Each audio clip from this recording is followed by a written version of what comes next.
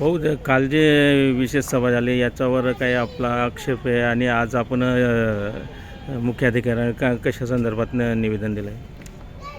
कालच्या सर्वसाधारण सभेत विशेष सभेत सगळ्यात पहिला जो विषय होता पाणी पुरवठा योजना ही चोपडा शहरासाठी सगळ्यात मोठी अशी योजना आहे. त्या योजनेला विनादंड मुदतवाढ देण्याबाबत तर आमच्या विरोधी पक्षातील सगळ्या नगरसेवकांनी या विषयाला विरोध दर्शवला आहे. आज 6 वर्ष झाले ही योजना प्रत्येक वेळेस हिला मुदतवाढ देण्यात येत आहे आणि ठीक आहे, आम्ही काही कारणामुळे त्या मुदतवाढ देण्यात यावी अशी आमची इच्छा, पण दंडासहित देण्यात यावी अशी आमच्या विरोधकांकडून मागणी होती. कारण की आपण एक ग्राहक म्हणून नगरपालिकेला घरपट्टी भरताना जर लेट झालो तर आपल्याकडून शासन व्याज लावते आणि या ठेकेदाराला 6व्या वेळेस मुदतवाढ देण्यात येते, तर त्यांना मुदतवाढ द्यावी पण दंडसहित द्यावी अशी आमची मागणी आहे. आणि दुसरा विषय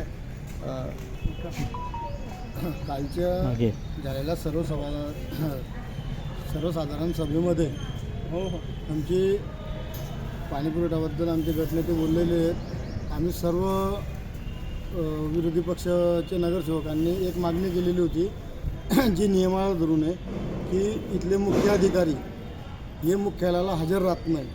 हे इथे राहायला राहत नाही. सकाळी 10 वाजता येतात, संध्याकाळी 6 वाजता जळगावला राहायला जातात.